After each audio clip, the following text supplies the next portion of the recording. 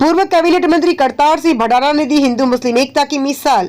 मंगलौर विधानसभा के गुरुकुल नर्सन कैंप कार्यालय पर भारतीय जनता पार्टी पूर्व कैबिनेट मंत्री करतार सिंह भडाना ने मंगलौर के ward number 6, ward 4, ward number 2, ward number 5 सर्व समाज के मौजूद लोगों के साथ एक बैठक का आयोजन किया, जिसमें आगामी चुनाव को लेकर विचार विमर्श किया गया और मीटिंग में पहुंचे बुजुर्ग मौजूद लोगों ने चुनाव की रणनीति कैसे तैयार करनी चाहिए उस पर सभी वक्ताओं ने अपने विचार को पेश किया और गत चुनाव में हुई खामियों को पूर्ण करने की सलाह दी। मीटिंग में पहुंचे करतार सिंह भडाना ने सभी से अपील करते हुए कहा, मैं देश के कई राज्यों में सेवा कर चुका हूं, अब मैं उत्तराखंड की भूमि पर अपनी सेवा पूर्ण कर जाना चाहता हूं। उन्होंने यह भी कहा, विधानसभा मंगलौर से मैं चुनाव लड़ा था जिसमें मात्र 200 वोटों से हार गया था। शायद परमात्मा की ऐसी इच्छा थी, लेकिन अब की बार मुझे बहुमत से जीत कर भेजे। मैं मंगलौर विधानसभा की जनता को इतना प्यार दूंगा कि वह मुझे भूल नहीं सकेंगे।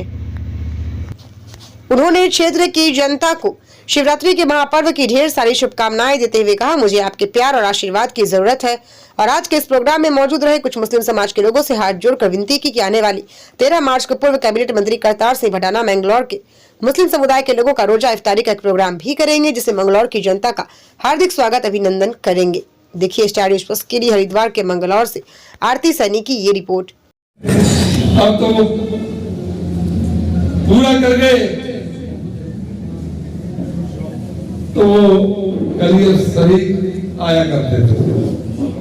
मामा भांजे की दरगाह है सोनीपत में, वो मेरे गुरु थे।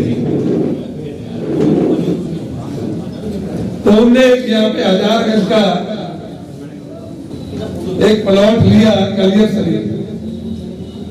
तो पूरा बड़ा परिवार था, वो जब आते थे उर्स में चंदा चढ़ाने के लिए तो उस जगह में रहते थे। लेकिन कहते ना, क्योंकि अशोक एसएसपी मेरे से कहने लगा कि अब तुम आए तो हो, गंगा स्नान भी कर जाओ। तो फिर मैं गंगा स्नान करने गया और उनका वो फैसला करके गया। तब मैं यहाँ पहली बार आया था, मुझे पता नहीं था कि मुझे यहाँ पर आना पड़ेगा। फिर कुछ दिन बाद यहाँ पे इलेक्शन आ गए, कुछ भाई इकट्ठे होके गए कि आप वहां पे चलोगे, लोगों से कहोगे तो हमें काम करवाने का मौका मिलेगा। हम कहेंगे हमने सिफारिश करतार भाई ने की थी, इसलिए वो काम करवाने के लिए भी तुम्हें आना पड़ेगा। बाद में जब मैंने यहाँ पे रैली की तो रैली में लोगों का विचार आया, क्या लगे हम तो मुझे तंग किया जा रहा है। तब मैं पहली बार कलियर शरीफ था और मैंने उस टाइम अशोक एसएसपी होता था हरिद्वार, उर्फ मैंने कलियर शरीफ बुलाया। भाई एक मिनट में उस कमेटी का जितनी भी निधि होगी सब 3 गुना 4 गुना मेरे सब एक और अपने हिसाब से खर्च करा लियो। ना मुझे किसी का कमीशन आता ना मुझे किसी का कुछ का।